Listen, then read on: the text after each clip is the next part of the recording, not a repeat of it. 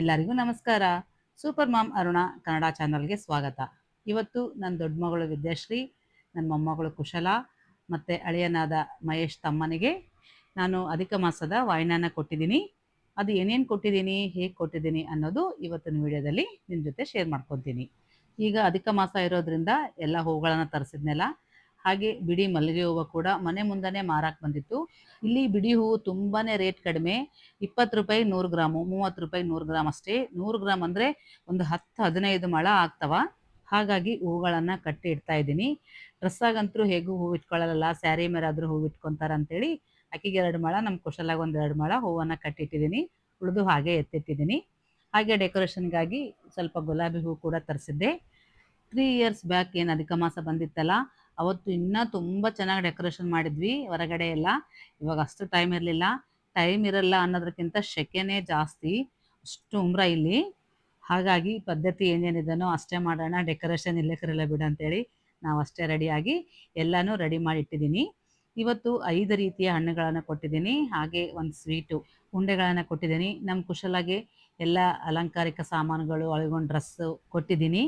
ಹಾಗೆ ನನ್ನ ಮಗಳಿಗೆ ಬೆಳ್ಳಿ ಸಾಮಾನು. ಈ ಅಧಿಕ ಮಾಸದಲ್ಲಿ ನಾವು ಏನು ಕೊಡ್ತೀವಲ್ಲ ಅದು ಅಧಿಕ ಆಗುತ್ತಂತ.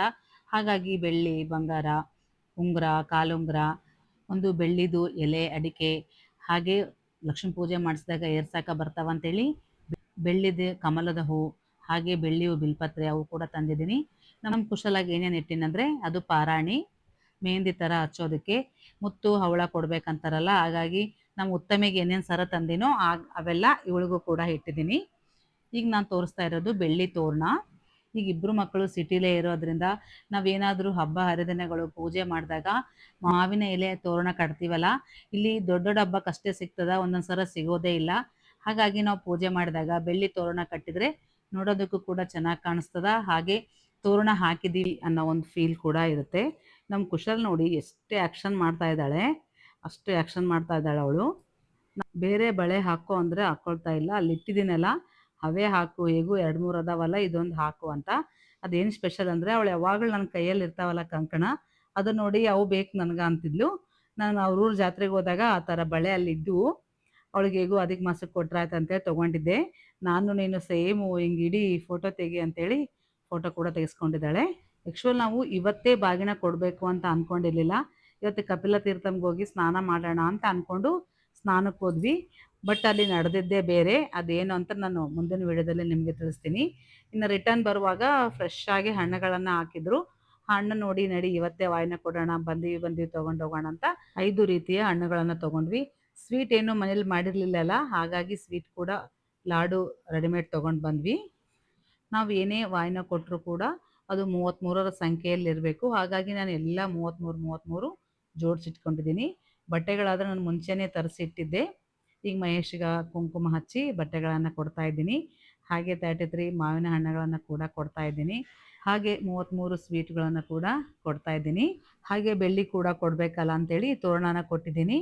ಹಾಗೆ ನನ್ನ ಮಗಳಿಗೆ ಬಟ್ಟೆಗಳನ್ನು ಕೊಟ್ಟು ಉಂಗುರ ಕೊಟ್ಟಿದ್ದೀನಿ. ನಮ್ಮ ಮಹೇಶ ನೋಡಿ ಮಗಳಿಗಾದರೆ ಬಂಗಾರ ಉಂಗುರ ಕೊಟ್ಟಾಳ, ನನಗಾದರೆ ಬೆಳ್ಳಿ ಕೊಟ್ಟಾಳ ಅಂತೇಳಿ ತಮಾಷೆ ಮಾಡ್ತಾ ಇದ್ದಾನೆ. ಬಂಗಾರ ಆಗಿಲ್ಲ ಅಂದರೆ ಅಟ್ಲೀಸ್ಟ್ ಬೆಳ್ಳಿ ಆದರೂ ಕೊಡಬೇಕಂತ. ಹಾಗಾಗಿ ನಾನು ಬೆಳ್ಳಿ ಕಾಲುಂಗುರ ತಂದಿದ್ದೀನಿ. ನಮ್ಮ ಕುಶಲ ನೋಡಿ ಎಷ್ಟು ಅಳ್ತಾ ಇದ್ದಾಳೆ. ಅವಳು ಯಾಕೆ ಅಳ್ತಾ ಇದ್ದಾಳೆ ಗೊತ್ತಾ? ಅಮ್ಮಗಾದ್ರೆ ರಿಂಗ್ ತಂದಿದ್ದೀನಿ, ನನಗೆ ರಿಂಗ್ ತಂದಿಲ್ಲ ಅಂತೇಳಿ ಅಳ್ತಾ ಇದ್ದಾಳೆ. ಅಲ್ಲಿ ಅವಳಿಗೆ ಎಷ್ಟು ಇಟ್ಟಿದ್ದೀನಿ ಅದು ಯಾವುದು ಬೇಡ ಅಂತ, ಅವಳಿಗೂ ಕೂಡ ರಿಂಗ್ ಬೇಕಂತ ಫುಲ್ ಅಳ್ತಾ ಇದ್ದಾಳೆ. ನೆಕ್ಸ್ಟ್ ಟೈಮ್ ನಿನಗೂ ರಿಂಗ್ ತರ್ತೀನಿ ಅಂತ ಹೇಳಿದ್ಮೇಲೆ ಸಮಾಧಾನ ಮಾಡಿದ್ಮೇಲೆ ಸುಮ್ಮನೆ ಆದ್ಲು. ಅದು ಬೆಳ್ಳಿದು ಒಂದು ಎಲೆ ಅಡಿಕೆ ಅಂತೆ ತಂದಿದ್ದೀನಿ. ಅಂದರೆ ನಾವು ಏನಾದರೂ ಪೂಜೆ ಮಾಡುವಾಗ ಎಲೆ ಅಡಿಕೆ ಬದಲು ಅದು ಸಿಕ್ಕಿಲ್ಲ ಅಂದರೆ ಇದು ಇಡ್ಬೋದಂತ. ಅದನ್ನು ಕೊಡಕ್ಕೆ ಹೋದರೆ ಅದು ತೊಗೊಳ್ತಾ ಇಲ್ಲ, ಅದು ನನಗೆ ಬೇಡ, ಮಮ್ಮಿಗೆ ತಂದಿದ್ದಲ್ಲ ಅಂಥ ರಿಂಗೇ ಬೇಕು ಅಂತ ಹೇಳ್ತಾ ಇದ್ದಾಳೆ. ನೆಕ್ಸ್ಟ್ ತಂದು ಕೊಡ್ತೀನಿ ಅಂತೇಳಿ ಅವಳಿಗೆ ಸಮಾಧಾನ ಮಾಡಿದೆ. ಅವಳು ಅಳೋದಕ್ಕೋಸ್ಕರ ಫಸ್ಟ್ ಅವಳಿಗೆ ಸಮಾಧಾನ ಮಾಡೋಣ ಅಂತ ಅವಳಿಗೆ ಇಷ್ಟ ಆಗಿರುವಂಥ 33 ನೇಲ್ದಂಡನ್ನು ಕೊಟ್ಟಿದ್ದೀನಿ.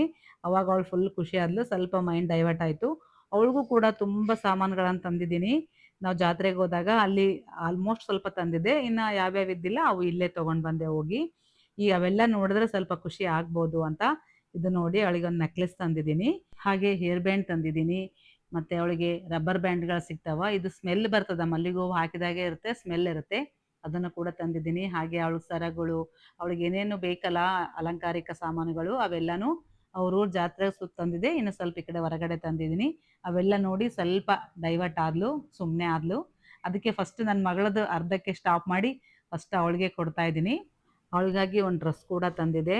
ಮೊಮ್ಮಕ್ಕಳು ಈಗ ತ್ರಿಪುರ ಸುಂದರಿ ಇದ್ದಂಗಂತ, ಮೊಮ್ಮಗ ಇದ್ರೆ ಬಾಲಕೃಷ್ಣ ಇದ್ದಂಗಂತ, ಮಗಳು ಮತ್ತೆ ಅಳಿಯ ಸಾಕ್ಷಾತ್ ವಿಷ್ಣು ಮತ್ತೆ ಲಕ್ಷ್ಮಿ ಇದ್ದಂಗಂತ. ಅದಕ್ಕಾಗಿ ಅವರ ರೂಪದಲ್ಲಿ ಈ ವಾಯಿನ ಕೊಡಬೇಕು ಅಂತ ಹೇಳ್ತಾ ಇದ್ದಾರೆ. ಇನ್ನು 33 ಜಾಮಣ್ಣು, 33 ಸಪೋಟ ಹಣ್ಣು, 33 ಕಮಲದ ಹೂಗಳನ್ನು ತಂದಿದ್ದೀನಿ ಬೆಳ್ಳಿವು. ಹಾಗೆ 33 ಬಿಲ್ಪತ್ರ ದಳಗಳನ್ನು ಕೂಡ ತಂದಿದ್ದೀನಿ. ಅಂದರೆ ನಮ್ಗೆ ಒಂದ್ಸಲ ಹೂವು ಏರ್ಸಕ್ಕೆ ಆಗಿಲ್ಲ ಅಂದರೆ ಅವುಗಳನ್ನು ಏರ್ಸಕ್ಕೆ ಬರುತ್ತೆ ಅಂತ. ಅವೆಲ್ಲ ಕೊಟ್ಮೇಲೆ ನಮ್ಮ ಕುಶಲ ಸ್ವಲ್ಪ ಖುಷಿ ಆದ್ಲು. ನಮ್ಮ ಮಹೇಶ ಸ್ವೀಟ್ ತಿನ್ನೋದು ನೋಡಿ ಚೆನ್ನಾಗಿದೆ ಅಂತ ಇದ್ದಾನೆ. ನನ್ನ ಮಗಳು ಉಂಗುರ ಚೆನ್ನಾಗಿದೆ ಅಂತ ಹೇಳ್ತಾ ಇದ್ದಾಳೆ. ನಮ್ಮ ಕುಶಲ ಆದರೆ ಅವಳಿಗೆಲ್ಲ ಭಾಳ ಐಟಮ್ ಕೊಟ್ಬಿಟ್ಟಿದ್ದೀನಲ್ಲ, ಫುಲ್ ಖುಷಿಯಾಗಿ ಫಸ್ಟ್ ನನಗೆ ಪಾರಾಣಿ ಹಚ್ಚು ಅಂತ ಪಾರಾಣಿ ಹಚ್ತಾ ಇದ್ದೀನಿ. ಮನೇಲಿ ಹೆಣ್ಣು ಹುಡುಗರಿದ್ರೆ ತುಂಬಾನೇ ಒಂದು ಸಡಗರ ಅಂತ ಹೇಳ್ಬೋದು. ಗಂಡು ಹುಡುಗರಿಗೆ ಎಷ್ಟು ರೆಡಿ ಮಾಡಿದ್ರು ಏನು ಕಾಣಿಸಂಗಿಲ್ಲ. ಬಟ್ ಹೆಣ್ಣು ಹುಡುಗರಿಗೆ ಎಷ್ಟು ರೆಡಿ ಮಾಡಿದ್ರು ಕೂಡ ಇನ್ನೂ ರೆಡಿ ಮಾಡಬೇಕು, ಅಷ್ಟು ಚೆನ್ನಾಗಿ ಕಾಣಿಸುತ್ತೆ. ಈಗಾಗಲೇ ನನ್ನ ಸಣ್ಣ ಮಗಳು ವಾಣಿಶ್ರೀ, ನನ್ನ ಅಳಿಯ ಕಾರ್ತಿಕ್ ಮತ್ತು ಮೊಮ್ಮಗಳು ಉತ್ತಮಿಗೆ ವಾಯಿನ ಕೊಟ್ಟಿದ್ದೀನಿ. ಅದು ವಿಡಿಯೋ ಅಪ್ಲೋಡ್ ಮಾಡಿ ಬಿಟ್ಟಿದ್ದೀನಿ. ಏನೋ ಮರ್ತೀನಲ್ಲ ಅಂತ ಅನಿಸ್ತು. ತುಳಸಿ ಗಿಡ ತಂದಿದ್ದೀನಿ. ಹಾಗೆ ಇಸ್ಕಾನ್ ಟೆಂಪಲ್ಗೆ ಹೋದಾಗ ಚಿನ್ನಿ ಕೃಷ್ಣ ಕೂಡ ತಂದಿದೆ. ತುಳಸಿಯಲ್ಲಿ ಕೃಷ್ಣನ ಇಟ್ಟು ಮಕ್ಕಳಿಗೆ ಕೊಟ್ಟರೆ ತುಂಬ ಒಂದು ವಿಶೇಷ ಫಲ ಅಂದಿದ್ರು. ಹಾಗಾಗಿ ತರಿಸಿದ್ದೀನಿ. ಅದು ಹೊರಗಡೆ ಇಟ್ಟಿದ್ದೀನಿ ಭಾರ ಅಂತ ಮರ್ತು ಬಿಟ್ಟಿದ್ದೀನಿ. ಲಾಸ್ಟಿಗಾದರೂ ಕೊಡೋಣ ಅಂತೇಳಿ ಗೆಜ್ಜೆ ವಸ್ತ್ರನ ಹೇರಿಸಿ ತುಳಸಿನ ಕೊಡ್ತಾ ಇದ್ದೀನಿ. ಇದು 33 ತುಳಸಿ ಕೊಟ್ಟರು ಇನ್ನೂ ಒಳ್ಳೆಯದು. ಆಗಿಲ್ಲ ಅಂದರೆ ಒಬ್ರಿಗಾದರೂ ಕೊಟ್ಟರು ಕೂಡ ಒಂದು ವಿಶೇಷ ಫಲ ಅಂತ. ಎಷ್ಟು ಸಾಧ್ಯನೋ ಅಷ್ಟು ಮಾಡ್ಕೊತ ಹೋಗ್ಬೇಕಲ್ಲ. ನಮ್ಮ ಹಿಂದಿನವರು ಪೂರ್ವಜರು ಏನೋ ಮಾಡ್ಯಾರಂದರೆ ಪ್ರತಿಯೊಂದಕ್ಕೂ ಕೂಡ ಒಂದು ರೀಸನ್ ಇದ್ದೇ ಇರುತ್ತೆ. ಈ ಅಧಿಕ ಮಾಸದಲ್ಲಿ ನಾವು ಏನು ದಾನ ಆಗಿರ್ಬೋದು, ಪೂಜೆಗಳಾಗಿರ್ಬೋದು, ಏನು ಮಾಡಿದರೂ ಕೂಡ ಜಾಸ್ತಿ ಫಲನೇ ಸಿಕ್ಕುತ್ತೆ. ಈ ವಿಡಿಯೋ ಇಲ್ಲಿಗೆ ಮುಗಿಸ್ತಾ ಇದ್ದೀನಿ. ಮುಂದಿನ ವಿಡಿಯೋದಲ್ಲಿ ಮತ್ತೆ ಸಿಗ್ತೀನಿ. ಅಲ್ಲಿವರೆಗೂ ನಮಸ್ಕಾರ.